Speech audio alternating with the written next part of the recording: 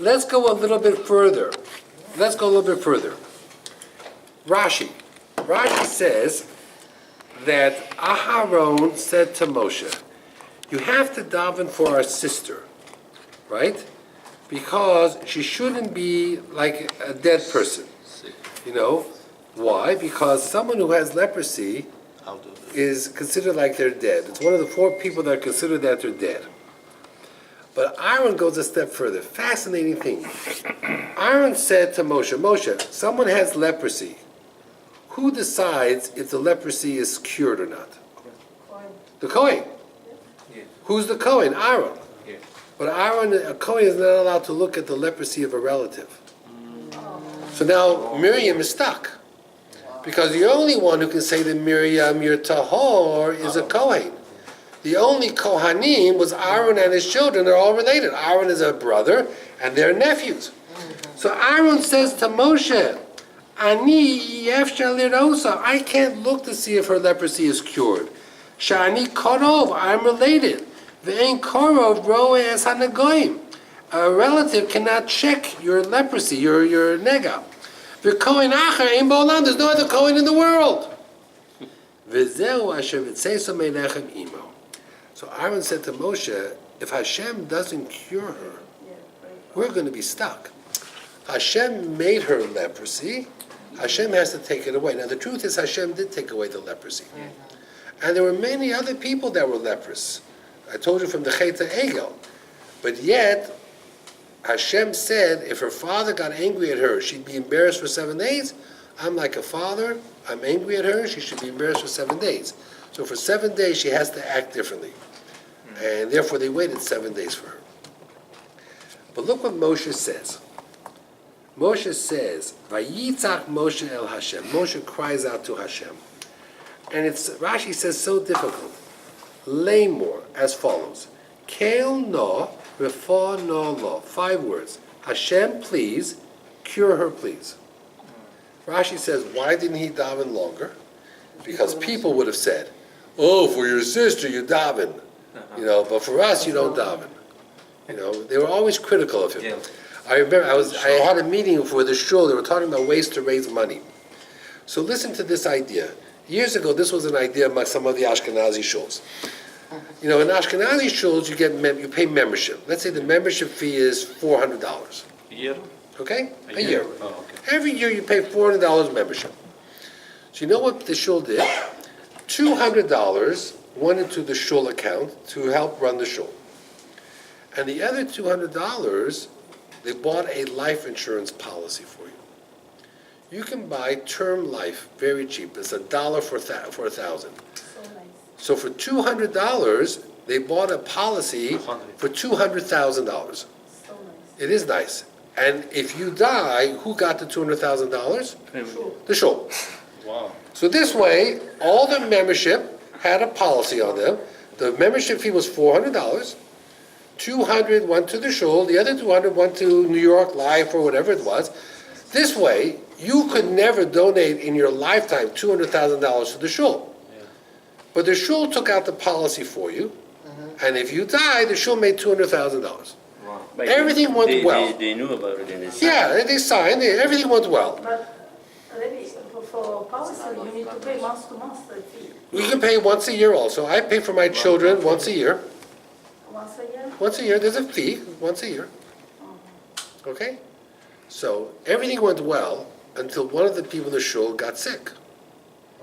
So the family came up, they had an aliyah, they wanted to make a Misha Beirach, that he should get better. They didn't want to make a Misha Beirach. All of a sudden, the guy got sick, he's in the hospital, they get an aliyah to the Torah, they asked the Gavai, could you make a tefillah that he should get better? I don't know if we do that anymore. No. So then the whole thing fell apart. So... It was a good idea to do this. What? It was a good idea, but policy, but... It is a good idea. It really is a good idea. But they were afraid that, the rabbi, instead of davening that everybody in the shul should be well and healthy and live to be 120, You know, he was saying, we need to fix up the shul, and we need a new playground, it costs $400,000. We could use 2 less members. You know, that was the problem. So you see, it was a good idea. But when you began to think about it, it didn't work out well. Somehow that idea got sidetracked very fast. But it was a very interesting idea. I mean, people think of very interesting ideas. Okay, so what did you learn today? You learned about that. You learned about your bad luck. You learned how are you going to remember all these things? You missed a lot of things. Okay, here we go. The next Rashi is fascinating. Rashi says as follows. Vayitzach Moshe el Hashem. Moshe cried out to Hashem. Then the next word, lemor. Rashi says, you know what lemor means? Moshe said to Hashem, I'm going to daven. I want you, Hashem, respectfully, to tell me right now, are you going to listen to my tefillah or not? Very shocking. Look what Rashi says. He brings down the Gemara. Rabbi Eliezer ben Azariah Omer, Ba'arba b'komos. There were 4 times in Moshe's life. Bikesh Moshe lifnei HaKadosh Baruch Hu. Moshe said to Hashem, I'm going to daven for something. Lahashivo. I want you to tell me right away. Im yaseh she'eloti imav. Are you going to do what I ask or not? That means, I don't want you to think about it. I don't want you to get back to me tomorrow. I'm going to ask you 4 times. And I want to know now what the answer is. What are the 4 times? Here we go. Okay? Kiyotzi bo, it says a pasuk, Vayidaber Moshe l'fnei Hashem lemor. Moshe comes back from Paro. Paro made life for the Jews in Egypt worse. Moshe is very angry. Moshe davens to Hashem and says, I want to know, are you using me? Or are you going to take the Jews out of Egypt? Tell me now. Because if the answer is no, I'm going home. I'm not going to stay. Ma tamul lomar hashiveni. Give me an answer. Im go'alam atem, im lav. Are you going to redeem them or not? Ad shehev shivo atot tira. Hashem said to him, you'll see how I'm going to redeem them. I'm going to redeem them b'yad chazakah b'zro and. Thank you. I got my answer. Next. Vayomer Moshe l'fnei Hashem. Yifkor Hashem l'kei haduchos l'chol basar. I want you to appoint a new leader. I'm retiring. I want to know, are you going to appoint a new leader and who it's going to be? And Hashem says, yes, I will. The leader will be Yehoshua. He says, I want to know now. Hashem tells him now. The 3rd time is Vo'eschanan el Hashem bo'esahi lemor. I daven to Hashem at that time asking, I want to go into Israel. I want to know now. Are you going to let me go or not? What was the answer? No. And by Miriam was the 4th time. I want you to cure her. Are you going to cure her? And Hashem said, yes, she's cured. But she has to wait a week to join back the camp. Right. So the Oznaim La Torah, Reb Zalman Sorotskin, he says that these 4 events are broken up into 2 categories. The first one is on behalf of the Jewish people. That means the needs of the community. Are you going to take them out of Egypt? Or are you going to appoint a new leader? He says when it comes to the needs of the community, you can be chutzpahdik to Hashem. Because you can be a little chutzpahdik to Hashem. Because it's the need of the Jewish people. Okay? It's not for me. But then he says the other 2 were personal. You know, the other 2 was for me to go into Israel and to cure my sister. He says that when a person is in pain personally and they daven to Hashem with a little bit of chutzpah, Hashem forgives it. Hashem understands it. So he says there's 2 ways you can daven to Hashem. You can daven to Hashem with a little bit of chutzpah if you're davening on behalf of the Jewish people, or if you're davening, for yourself personally. It's a very interesting thing. There's a famous story. We talk about now. There's a lot of articles being written in the year 2017 because June 2017 was the 50th anniversary of what war?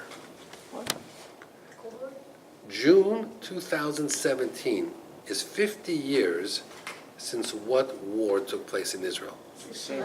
The Six-Day War. Yes. Okay, the Six-Day War. Now, you have to understand that before the Six-Day War, as there was leading up to the Six-Day War, the whole West Bank was the hands of the Jordanians. And Jordan had a massive army, Syria had a massive army, and Egypt had a massive army. And they were all converging against Israel. Okay? Remember, there was no Sinai Desert. The Sinai belonged to Egypt. So they were all on the borders of Israel. So everybody thought that was it. You know, people were getting rid of their money, they were burying their things, they were making wills. You know, the Six-Day War was a total miracle, a turnaround like you can't believe. In America, it was Shabbat. When I don't remember which day the Six-Day War started. I think it was on a Friday. So on Shabbat, they had to raise money. They had to raise money because they had to get supplies. Israel needed blood. Israel needed medical supplies. Israel needed weapons. And to buy these things, they needed money. So they allowed for, on Shabbat, to make phone calls and make pledges and collect money and wire money. Now you have to remember, now today, Shabbat has taken a beating because, you know, we have Hatzolos, so we always see people going. But in 67, you know, a frum Jew, there was never Machalo Shabbat, you know, they never made a phone call. They had Rosh Yeshivas, Rabbonim, literally on the phones calling people, and people were answering phones and committees, and they were going door to door collecting money to wire off to Israel because it was Sakonas Nefashos. I remember a story with Rabbi Abramsky. It's a famous story that he once went to a very rich man to collect money for after World War II. There were a lot of Jewish kids in the DP camps in England. And England was giving them away to families who were not Jewish as orphans. And he wanted the Jewish families to adopt them. But the Jewish family says, we can't adopt these kids because we can't afford to feed them. So Rabbi Abramsky went to collect money. So he went to a very rich man to collect money. So the rich man said to Rabbi Abramsky, no, Rabbi Abramsky, I don't understand. It's not pikuach nefesh. These kids are not going to die. They'll just not be raised Jewish. That's all. They'll go to a non-Jewish home. What's the problem? Anyway, he says, so I don't believe it's pikuach nefesh. That Friday night, around 10 o'clock at night, Rabbi Abramsky called this rich guy on the phone on Shabbat. And the rich guy said to Rabbi Abramsky, did you forget that it's Friday night, it's Shabbat? How come you're using the phone? He says, because it's pikuach nefesh. And I would never use a phone on Shabbat unless it's pikuach nefesh. Now do you believe me it's pikuach nefesh? And the guy was so shocked. He said yes, and he wrote him out a big check, like $10,000 or something. You know, Rabbi Abramsky picked up the phone and called this guy on Shabbat, so he should believe him when he said it's pikuach nefesh. You know, so, you know, the people did unbelievable things, very uncharacteristic things during the Six-Day War here in America. You know, people were traveling to Israel, people were flying into Israel, people were donating blood. It was a scary time. It turned out to be a very good time. As I mentioned to you many times, the Yom Kippur War was much worse because the casualties were much higher. It was a different war in that time. But at any rate, Miriam waited for Moshe 20 minutes. That's what the Gemara says. It's a Tosos, actually. She waited for Moshe by the Nile 20 minutes. Hashem rewards a person for their good deeds 500 times. If you take 20 times 500, it equals 7 days. If you know, minutes, that's how many minutes it is. If you take and you divide by 6, it equals 7. You can do a calculator. I don't know what is 20 by 500. Who has a calculator here? 10,000. And you divide 10,000 by 60. Something like that. They have a formula. They have a formula. Okay, I don't have anything over here.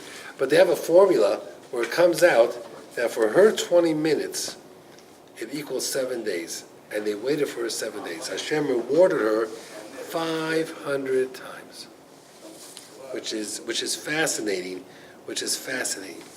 Okay, let's go on a little further. Let's see what else we have that we can discover over here, and then we'll see what we're going to do next. We may even finish early tonight, we'll see. Okay. It brings down over here, it says as follows. In Parshas Beshalach, right, when Moshe was fighting Amalek, so it says that Moshe raised his hands up to Shemayim, and, you know, and whenever his hands were up, that's when the Jews were winning.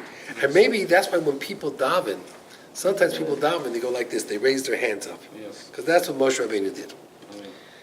It's interesting, when you raise your hands up, you know what you're saying? Nase over nishma. Because you do nase with your hands. And when your hands are up, it's over your ears. So you're saying, we'll do, and then we'll listen. You put your hands first. Nase, nishma. That's what they bring down. Then, on the flip side, when the Cohen Gadol had to light the menorah, he had a problem. The menorah wasn't very high.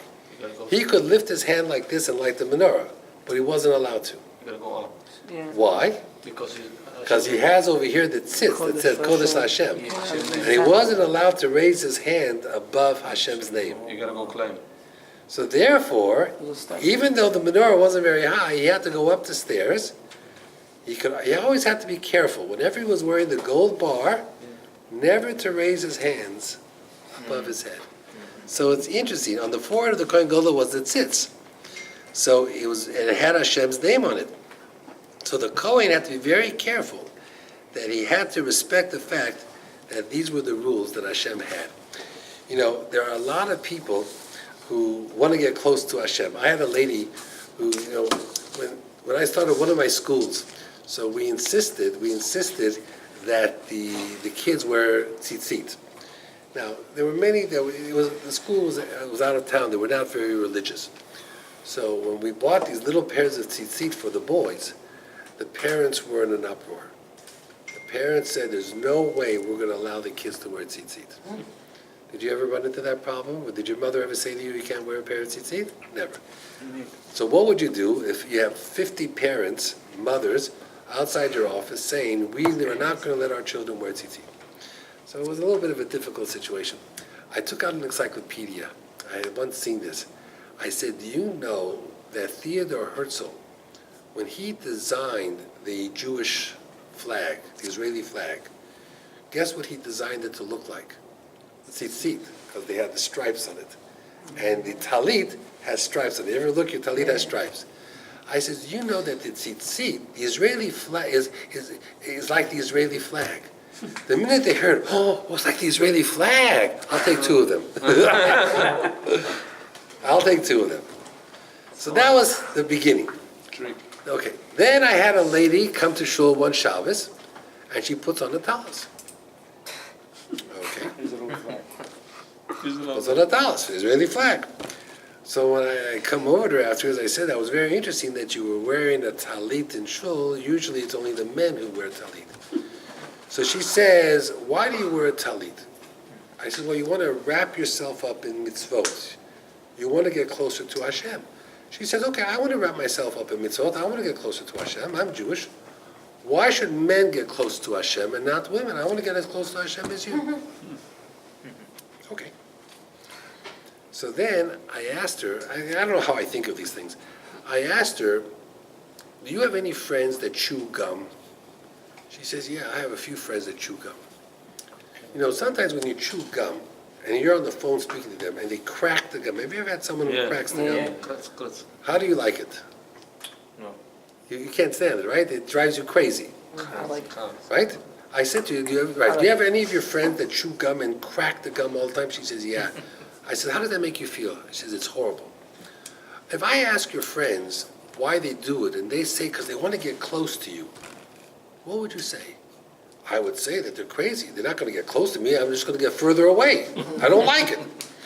So I says, before you put on a tzitzit to get close to Hashem, why don't you ask Hashem what He wants from you to get close to?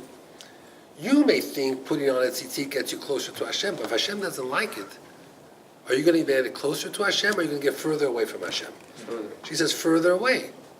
I said, so you understand it? She says, yeah. You think Hashem doesn't like it? I said, I don't think Hashem likes it. She said, okay, I'm not going to wear the tzitzit anymore. I said, thank you.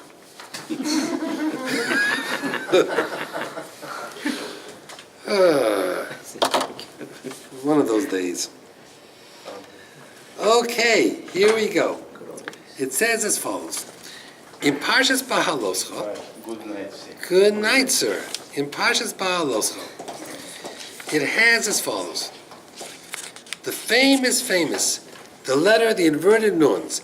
We have a few minutes. Vayhi bin Soar ha'aron, vayomer Moshe. Kumu Hashem, v'yofutzu oyavecha, chase away your enemies, v'yonusu misanecha miponecha. Let your enemies flee from in front of you. Ubenucha Yomar, and when the Aron rested, they said, Shuva Yisrael. What does Shuva Yisrael mean? Return, O Israel. Rivavos Alpha Yisrael.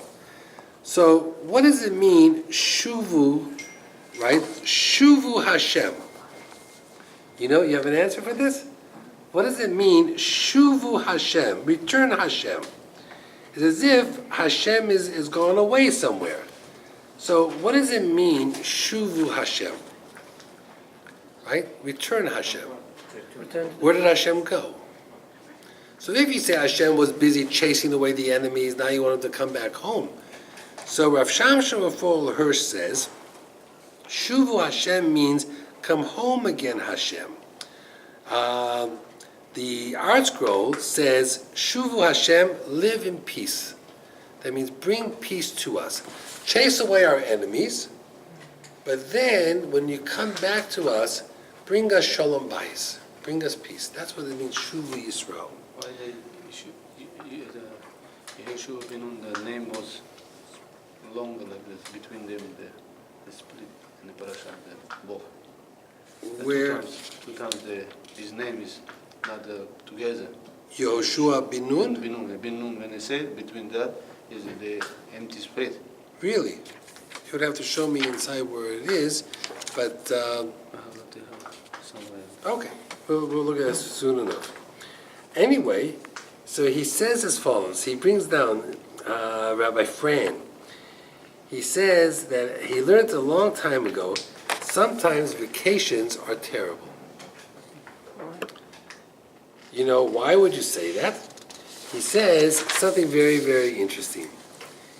He says that people are busy all day working. Men work, women work. When they're on vacation, now they're not working. So now they're in each other's company 24/7. He says sometimes after a vacation, they want to go back to work so badly. He says that very often when a man retires, he drives his wife crazy. He has nothing to do all day. How many times can you read a newspaper? They sit around all day, and he's always getting in her hair. Until now, she could enjoy the kitchen by herself. She had a piece of quiet. She had breakfast by herself. Now her husband is there all the time. So he says that, you know, when you're busy fighting wars and battles, everyone is busy. Ubenucha Yomar, but when things are quiet, so we say, Shuvu Hashem, Hashem, make peace. Hashem, come and make shalom. Rivavos Alpha Yisrael, amongst the thousands and tens of thousands of the Jewish people. It's a tefillah that Hashem should help to make life better amongst Am Yisrael. That means it's called shalom bayis. And that's really what we daven for. Okay, you had a question. Vayan Yoshua bin Nun. I have no idea why it's that way in the Chumash. It's not that way in the Torah. So, About two places like that. yeah, don't know. That's very interesting. That is Perechov Yud Aleph Chav Ches. Just curious over here, Yud Aleph Chav Ches. Let's see how he has it over here in this Chumash. Okay? No, you see, Vayan Yoshua bin Nun, the regular way. Here's the printer. So, No, because when you say bin nun, you have to have a pause. right, No, not to swallow the. right, because it's not Ben Nun, there's a whole thing that, why he was called Bin Nun versus Ben Nun. And how many sons did Joshua have? The answer is he had no sons, he only had daughters.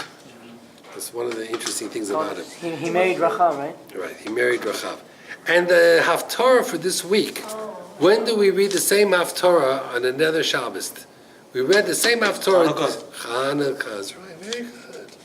Because it's the Aaron going the lighting candle like a hammer. Right. So the Haftorah this week, which is from Zechariah, Roni V'Simchi, is the same Haftorah for Shabbos Chanukah, which usually falls about a Miketz. Interesting. Yeah, very, very interesting. So what's the connection? Because of the menorah, because of everything else. Okay, have a good night, everybody. It's already 9:30. We gotta fix the air conditioning in here. Yeah. The filter was not. That's what